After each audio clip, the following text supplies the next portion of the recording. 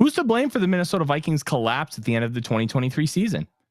Is it the injuries? Is it the players on the field? Is it Kwesi Adolfo-Mensah? Is it Kevin O'Connell? Is it our expectations? There's a lot going on with this team right now. Not a lot of it is good. It's time for a reality check, and we're here to bring that to you here on the first show of 2024 here on the Real Forno Show. Welcome to the Real Forno Show, hosted by Tyler Fornes, the managing editor of USA Today's Vikings Wire, writer for the College Football Network, publisher of Substack Run In Shooter, host of The Good, The Bad, and The Hungry on the Voices of Wrestling Podcast Network, as well as a founding member of Vikings First and SKOL. Welcome, ladies and gentlemen, to another episode of the Real Forno Show. I'm your host, Tyler Fornes. With me, as always, top right corner, he's producer Dave. How are you, sir? Hey, it's Monday, and we got some college bowl games going on today, so it should be interesting. I do not know how the Rose Bowl is doing. Can you give me an update real quick? It's 13-10 Michigan. Just started the third quarter, and Alabama botched another snap. So it's now 2nd and 23 as we're live here. And look, I think Michigan's going to end up winning this football game. They're trying not to, despite outplaying them pretty consistently throughout the course of this game because they keep making mistakes. But we are not here to talk about this playoff game. Oh, another botched snap, and then we just got a sack on Milroe. Just, man, this center situation for Alabama is not good. But we're here to talk about a not good Minnesota Vikings franchise. And I do want to apologize here right off the jump because I have a really bad dry cough.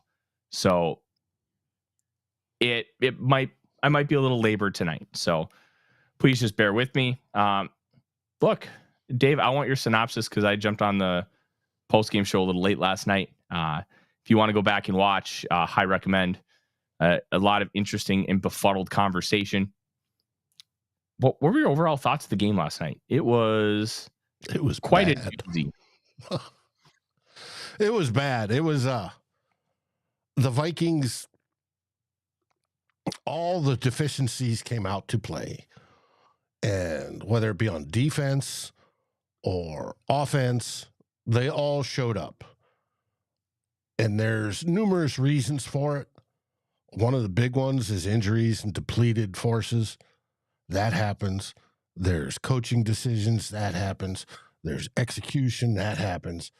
It was a culmination of everything coming out at once. And when the Packers went up 10-0 early and the crowd sat there and started to stew, as Minnesota fans tend to do, that didn't help, and it is what it is. It's just they lost, and it's not the first time they've lost to LaFleur, and it's not the first time they lost to LaFleur in 2023. Even, believe it or not, most people forget that we had a game January 1st of 2023. Vikings at the Packers. We went and had a 13-4 season, but this was one of the losses. The Minnesota Vikings go in there with Kirk Cousins as their quarterback. The team's playing absolutely fantastic all season, and the Green Bay Packers spank us. Good kind of spanking, the bad kind. Right, the bad kind. Not the good kind, the bad kind. And then you take that and throw in yesterday's game. You have different quarterbacks. And last year, the Packers, trying to remember who was quarterback on the Packers at that time, if Aaron Rodgers was sitting that one out or if he was still playing. But yesterday, you had LaFleur in our house putting on a spanking. Different quarterbacks. Obviously, the Vikings started Jaren Hall and went to Nick Mullins, but Love looked good. They had figured out how to attack the defense, the zones, and zones are beatable. Every defense is beatable. You just got to figure out how to do it. Yep. And they figured out how to do it. And that the seeds of how to beat the Flores defense was laid. I'd go all the way back to the LA Chargers game when they tore us apart. But it's you either do it with throws to the flats or you do it throws relatively underneath into open holes in the zone. And that's what they did. And they let it happen. It was simple. Yeah. Let's start with the defense. Yeah, and to avert that, you need pass rush. You need pressure on the quarterback. And we had none of that yesterday, or next to none. Yeah, it was bad. And the lack of pass rush, I kind of get it because you don't have Marcus Davenport. You don't have DJ Wanham. You don't have multiple defensive linemen that are on injured reserve. Like at a certain point, the talent gap that has been so blatant all year that we've been able to kind of figure out just due to being able to scheme around it, it just came home to roost. And the Vikings just aren't a talented team on defense on an overall scale. It's below average. And you take out some of your better players with Murphy, even Wanham. You could call Davenport. And by far he is when he's in there. Yeah. Both games he played 2 full games. But without it, and Harrison Smith is looking old. It just didn't. Yeah. They brought Byron Murphy. He was playing corner. And it didn't look right. It didn't feel right. It didn't feel in sync. And both on the offense and the defensive side. And we got taken advantage of. We really did. And it's so frustrating because this team felt like it could maybe do something, but eventually you get figured out. And this is common. Tony Dungy's Tampa 2 was just on the rage in the early 2000s. Got figured out. Why? Because nothing's perfect. Unless you're playing man coverage and those guys can just man up one-on-one consistently. Not everybody has Darrelle Revis, Deion Sanders, or Charles Woodson on their football team. And that matters. That matters a hell of a lot. And if you don't have one of those guys, you really can't play man coverage. You have to play zone. And the Vikings, they really just don't have those dudes.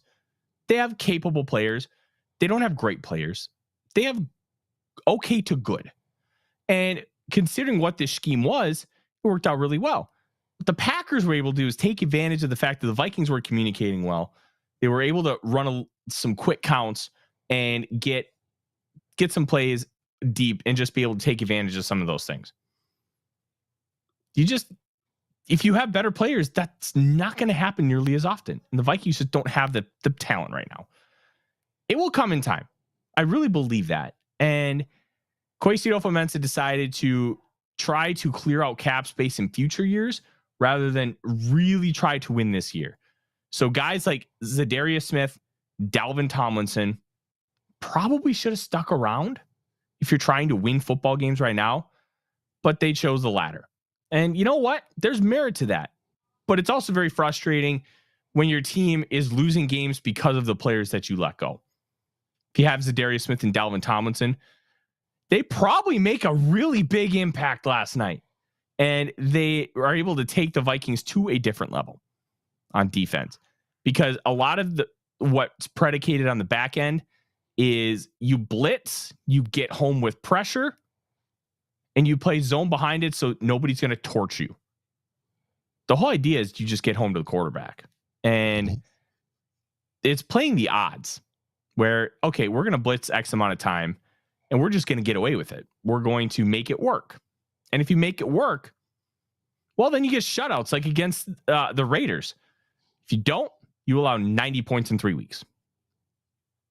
Like, it's not a recipe for success. It's not a recipe for winning football. That's why the Vikings are 0-3 in their last 3. And they'll most likely be 0-4 come this weekend when we play a very pissed off Detroit Lions once again in their house. Hey, I want to give a quick shout out. Roscoe Pico Train. That's a phenomenal name. I love that. Welcome to the show. Welcome everybody else to the show. We see Delton, Mary, Roy, and many, many others in the chat. We greatly appreciate you joining us here on this New Year's Day during the college football playoff. Listen, this is a very, very frustrating time to be a Minnesota Vikings fan because there's this big cloud that's hanging over us and a big cloud of uncertainty. And there is fear in the unknown. Now, that doesn't necessarily mean it's bad, but the unknown can be scary. And that's kind of where we're at, Dave, with these quarterbacks. And look, everybody knows how high I was on Jaren Hall. I still believe in Jaren Hall. He stunk last night. He was bad.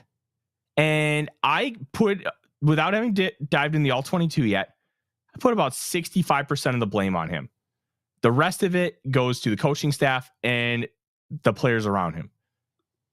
I really don't care about that strip sack per se from Hall, because when you drop back, okay, when we talked about these drop backs, when you drop back and you finish your drop back and it's called a hitch. So you drop, like, your whole body like sinks with your knees and then you pop back up. Like, he does that and then he starts cocking to throw. Mm-hmm. And when he does, okay, he hits his drop back, he sees the receiver, he's ready to fire it. Well, he's not really able to do that. Why is he not able to do that? Because Christian Darrisaw let Preston Smith bully him like a kindergartner on the playground. Christian Darrisaw stunk in the first half yesterday. He was awful. The whole offensive line was awful. 24 pressures allowed, according to Pro Football Focus. Inexcusable. It looked like this team wasn't ready to play a football game. It looked like they didn't care that their season was on the line. It looked like they were playing a preseason game and not trying to make the playoffs. And that's where this whole conversation kind of comes to a head. And we're jumping around here a little bit, but it all boils down to one point. There's a lot of blame to go around. And we're going to discuss why everybody deserves their portion. Hall deserves blame because he stunk. But they didn't put him in a position to succeed. He did not get the ample help that he needed to be successful. And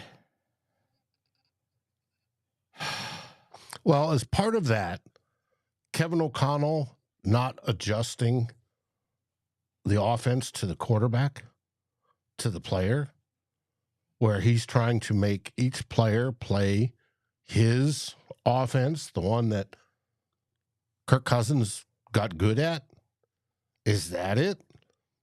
When Cousins went down and we went to Josh Dobbs, well, first we went to Jaren Hall. Jaren Hall gets hurt.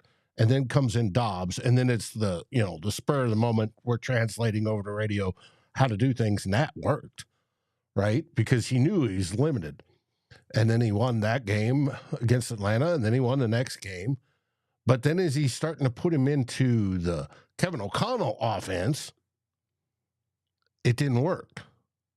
And then we get, which is wild, Dave, because he ran this offense in college. Like, there's got to be something different. I don't know how it's communicated, how they expected executed, the speed up and timing. Something is off. And then, of course, we go to Nick Mullins. And Nick Mullins is Brett Favre light. He guns it. He's amusing to watch. Oh, my God, is that fun to watch him throw footballs? But he'll throw some great ones, and then he'll throw the bone-headed ones. And we get 4 interceptions. 6 in 2 games. and that's just Nick Mullins. And then we go back to Jaren Hall. And then Jaren Hall, who looked ready for the Atlanta game, did not look ready for yesterday's game. Why? Yeah. Because I think the game plan changed a bit. I think what Kevin was asking him to do changed from Atlanta to yesterday. And it may have been the deeper dropbacks, the 5-step, the 7-step, when they needed to do the quick stuff, especially early to get a rhythm going. And that never was established, and it never happened. So I like Kevin O'Connell, but I do wonder about that part of his game and coaching philosophy. I want to push back just a little bit, Dave, as I'm adjusting myself. Having this cough and not being really able to get comfortable isn't fun. But I want to relate this. We're going to relate it to food because that's what we do here on this show. We relate things to food. Jaren Hall going from the college version of this offense to the pro version is like you learned how to grill a top sirloin steak on your dad's grill when you were like a kid. And now you're trying to use a cast iron skillet to pan fry a New York strip. There's a lot of similarities to it, but you have to evolve your approach and you have to be able to learn some new elements like basting, throwing a sprig of rosemary on top. Like there's just differences. And I think the game plans from what they wanted to do against the Falcons versus what they wanted to do against the Packers, I'm going to guess that they weren't all too dissimilar. But one of the big things about this, execution was just piss poor. You have to give Jaren Hall time to make reads. You have to give him time to throw the football. You have to give him opportunities to make plays. He can't make plays if he's got a guy in his face the second he turns around from play action. And they stopped doing some play action towards the end of Jaren Hall's first half. But you have to be able to give him time. You have to be able to allow him to do some of these things. And then on top of it, Jaren Hall has to go execute. This was just a disaster class from the entire offense in the first half. It was a disaster class from the offensive line, disaster class from Jaren Hall, disaster class in the running game. And right now I'm even calling it a disaster class with play calling because it doesn't feel like O'Connell did enough to set up Jaren Hall for success. I'm willing to change all these opinions once I get my hands on that all 22 and really dive in. But that's how it feels right now. And that was my big takeaway. They didn't set him up for success. And they includes Jaren Hall because Hall did not set himself up enough for success either, considering his surroundings. A great quarterback or one who's going to be likely on that trajectory is going to be able to figure out how they're going to make chicken salad out of chicken shit. Mm-hmm. You're going to see some of that. We didn't see any of that from Hall. Now, was the moment too big for him? Being Sunday Night Football primetime New Year's Eve. Theoretically, everybody's watching you. At home. And at home. Like, there's a lot of these mitigating factors. And I don't know, man. This whole thing is just very frustrating with the Hall situation because I like the process that they utilized to just get him ready. And Kevin O'Connell even spoke about it during his press conference earlier on Monday. Like, hey, we liked Jaren Hall's preparation. We believed he was ready for this opportunity. And look, it just didn't work. But I do think Jaren Hall is going to get the start on Sunday. Here's why I think he's going to get the start on Sunday. The way he talked about Hall and how he bounced back. And Don Mitchell from Fox 9 asked him the question, like, hey, Hall even said, like, hey, I would have pulled me too. You know, just the impressiveness from a rookie to be able to, like, have that kind of foresight and see it and being willing to say it aloud. Like, those kinds of things, I think are the reason why you're going to see Hall get another shot. Now, it also needs to be said that Wes Phillips last week when they did, what do you call it? when they did coordinator press conferences, he specifically spoke about the fact that we just don't know how Jaren Hall is going to respond to certain situations because we've never seen him in them. And you know what? It feels like from everything we saw and everything that has been communicated to us from the coaching staff, that he's handling this very well in a very mature fashion. We shouldn't really be that surprised because they've talked a lot about his maturity, and that's come out even from his combine meetings with the Vikings. And obviously, he's 25 years old. He served a Mormon mission. He's married. He has a daughter. We're not talking about a 19-year-old kid who has no life experience. We're talking about a guy who's kind of been through it a little bit, has real adult experience outside of just playing football. Like that's something we need to understand here too. And there really isn't a ton to gain here per se, except the understanding of what is Jaren Hall going to be? Can he be somebody that you want to count on, that you want to continue to develop? I have not seen anything that says it's not worth trying to develop this guy. He, at the moment, didn't look too big for him against Green Bay the first time when he came in for Kirk Cousins. It didn't look too big for him when he started against the Atlanta Falcons, but it did last night. So how are we going to parse that out? What is the disconnect? I think it's an even lesser percentage than I was giving that Jaren Hall is going to be the franchise quarterback. But a capable backup, I still think, is very, very much on the table. And I'm very intrigued to see what happens. I think Hall ends up getting the start, just kind of me reading the tea leaves from the presser. And for those of you that don't know, O'Connell's already made the decision. But he said, I'm not going to tell the media because I have not had my face-to-face conversations with the team yet. And that means he hasn't told the quarterbacks. He hasn't told team leadership. He hasn't had a team meeting and says, hey, we're going to roll with this. Here's why. And you know what? I 100% respect O'Connell for doing that, because it's important that the team knows before we do, because that's just how you operate. And listen, I want to see Hall more. I want to see him potentially show that he could become a guy that you can count on. And it's probably just as a backup role, and that's fine. But I want to see more. I've seen plenty from Mullins. I know what I'm going to get. I've seen plenty from Dobbs. I know what I'm going to get. I don't know what Jaren Hall can be. I don't want to see more. The first little bit from Sunday night wasn't very good. But nobody was very good. So I think that contextually needs to be taken into consideration. He has no running game to lean on. Right now, he doesn't have a defense to lean on. So it's kind of all on Jaren Hall's shoulders. I said in the pregame, the offensive line would be key yesterday. And they stunk. And they stunk. Especially the interior three. But Darrisaw did. I think O'Neal did okay. It's just, they stunk. So it is what it is. There was a question about how many snaps did Hall get. Well, I can tell you he got 14 dropbacks, 10 attempts, and he completed 5 of the passing variety. And he had 2 scrambles for 11 yards.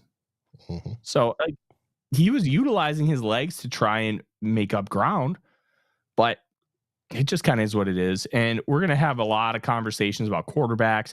We're going to dedicate entire shows to talking about quarterbacks. And the whole Kirk Cousins thing, look, it was cool as hell to see Kirk just let loose, took his shirt off with his son by the Gallahorn, and had the chain and was hyping each other up. Even got a smile out of Matt LaFleur and Kevin O'Connell. Like, dude is having a blast. But as far as, because he's seeing his price tag go up and up and up. But at the end of the day, and we're going to break here for a little ad read because we can. We're going to talk about Kevin O'Connell here in a minute. And just want to let everybody know we are sponsored by our friends at Underdog Rescue. Yes, you are in the Twin Cities and you need or want to save a life and adopt a pet. Please make sure you head over to Underdog Rescue. And look at all the wonderful adoptable animals. My wife and I have been looking and potentially getting another one here to give Odie a little buddy. And we would adopt Eclair again in a heartbeat. They take really good care of these dogs and try to give them a better life. If you want to adopt a dog, I highly recommend it. UnderdogRescueMN.com. And if you don't have the ability to adopt or foster, they're always looking for fosters. Go ahead and you can make a donation to them as well. And we would greatly appreciate it if you did so in Eclair's name, because they saved her life and we're incredibly grateful to them. So UnderdogRescueMN.com. Go help our animal friends.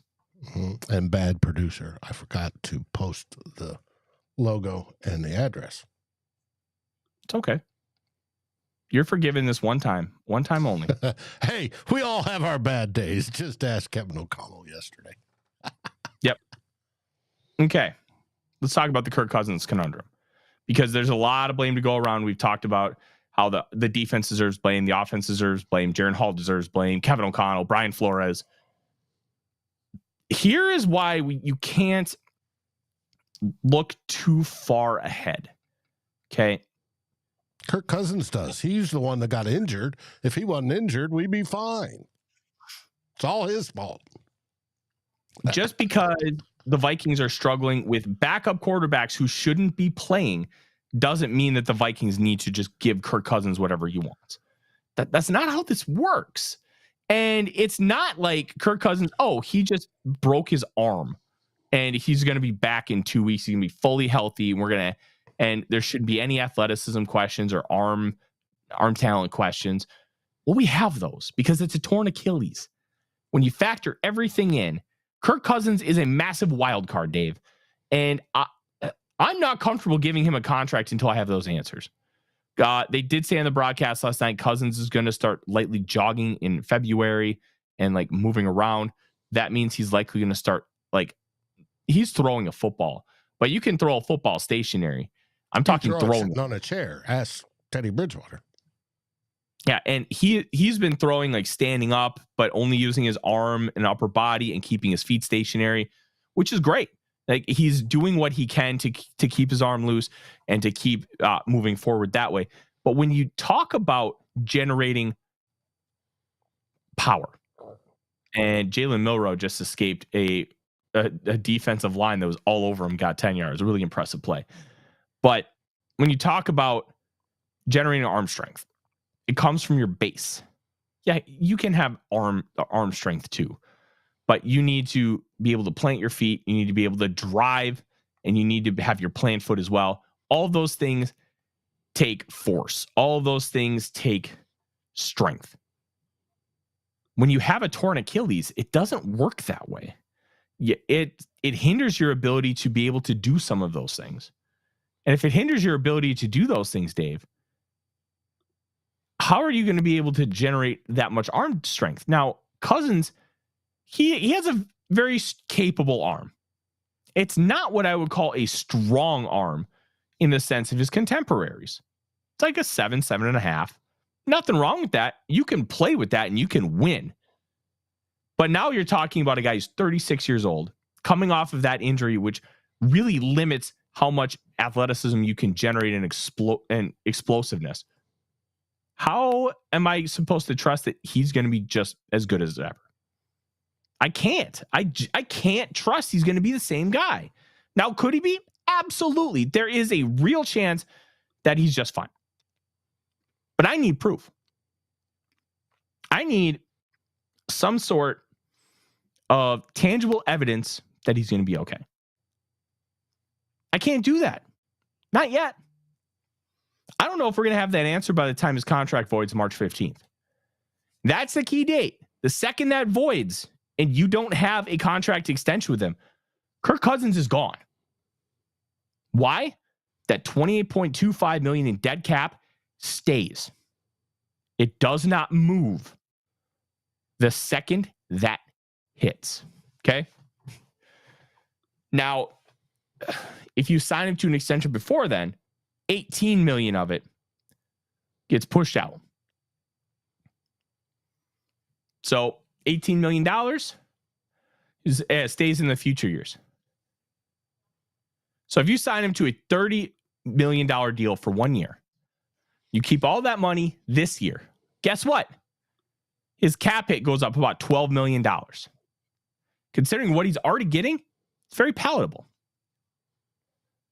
But that's going to be the key date. And Jonas makes a good point. Rip off the band and get your future at QB. Absolutely. I think that's what we should do. But I think it's important to have the conversation as to why. You can't just look at it, oh, my car is really bad. I should go get this other car that may not be as reliable as I thought, but it's at least different. It's a better. Oh, if it's better's good. Now the question is cost. And is it worth what you go through? And when it comes to cars, do you have to take out a loan? Is it going to, put you back further, or can you limp along with what you've got, fix the beater, and go from there? Now, I think I found my new nickname for Kirko. Kirko the Beater, as in beater car. Let's see if they bring him on that way. Yeah, sorry, I just had a little coughing fit. Yeah, it's a difficult proposition because it's not just like, hey, Kirk was playing an MVP level, he just needs to be back. If he's fully healthy, yeah, take a developmental guy and let's try and build him up. Like Cam Ward just entered the draft. Like I'm talking like, hey, let's take him round 2, take him round 3, and let's develop him. A JJ McCarthy. Let's figure out a way to do that. But you have to pair them together. You can't just go Kirk Drake May. I'd love it. And we'll get into that. There's plenty of time between now and then that we're going to be talking all sorts of scenarios, including those. Yes. And the whole trade-up deal will depend especially on how high up we get, how much it'll cost, and we'll go over we'll try to figure out what, a first-round pick, a second-round pick, what is it going to cost to move up? And sorry about your cough, buddy. Me too. We're actually going to probably have to wrap this up here relatively soon just because, like, I'm fine when I'm not talking, but when I'm talking, it gets to be a little rough. What? No, I'm okay. Thank you. Wife came in, make sure I was okay. So that's good. They got a question. Do we build a roster, then go after the QB? Or do we, I may have misread that. Let's see. Here we go. Do we build the roster, then go after the QB in the draft, or do we find a QB and then build the roster around him, basically? I'm going to give you the simple answer. And the simple answer is I don't know. It depends on what options you're presented with. Now, let's say hypothetically you're picking 10th overall. Jaden Daniels is on the board. JJ McCarthy's on the board. But you don't believe in either of those guys. You don't believe they're the franchise.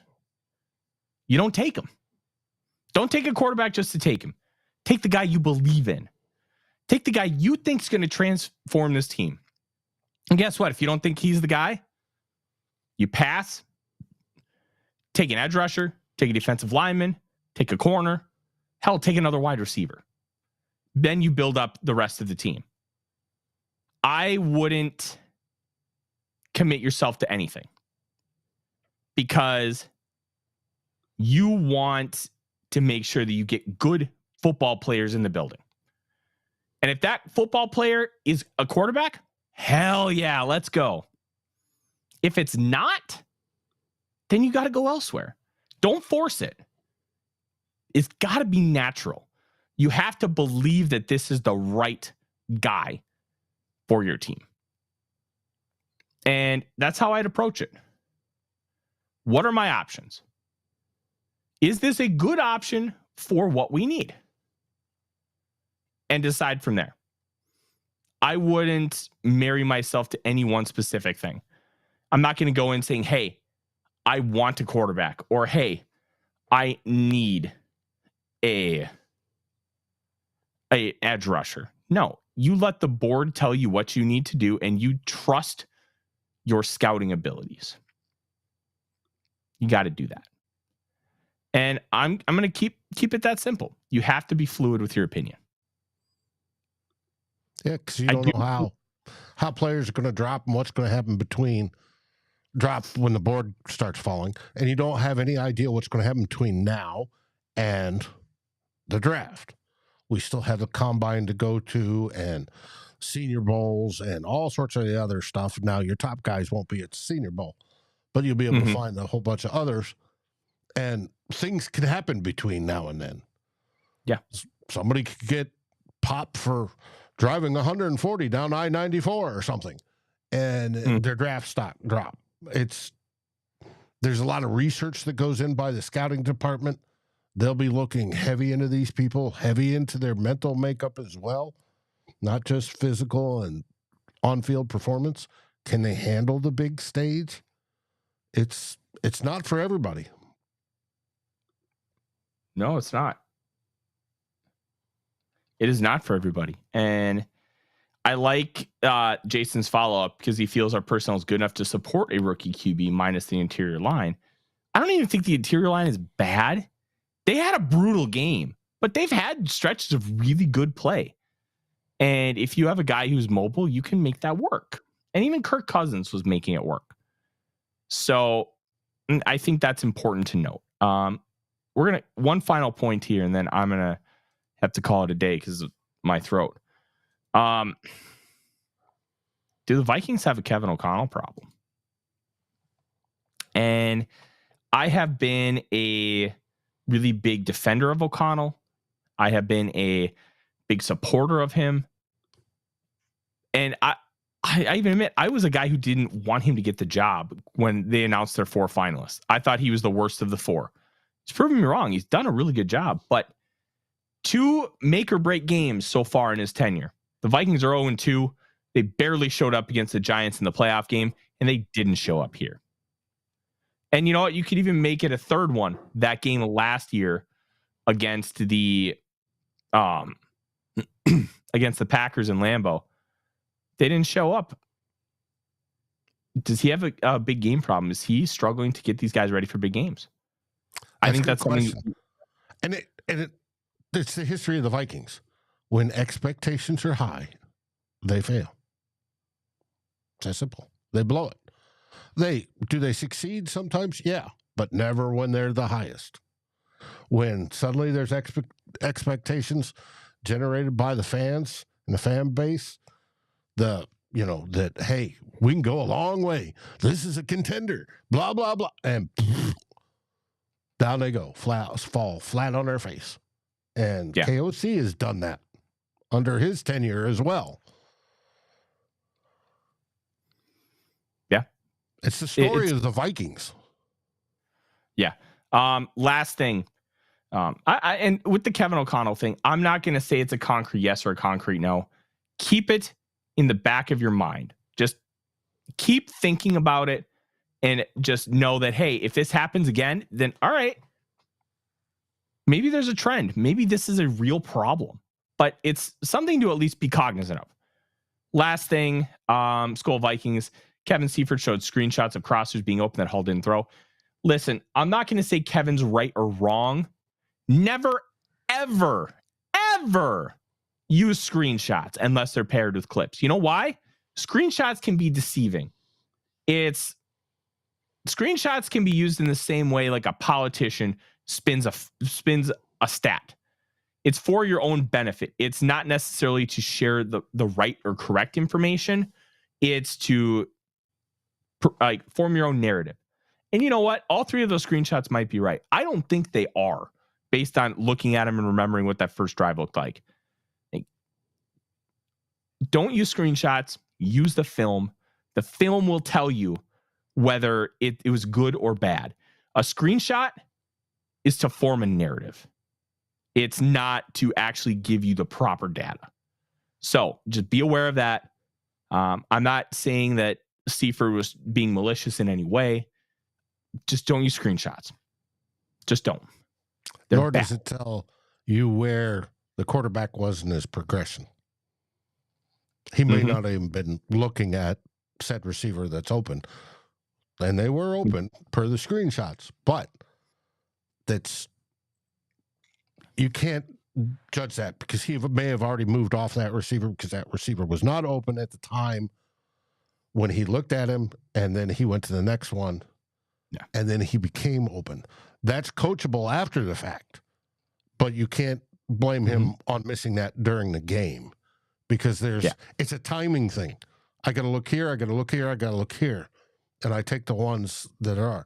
If I look here and I look here and I look, and the guy that was over here the first place I looked is now open, he should have been open before. Yeah. If I have time and can come back and see him, great.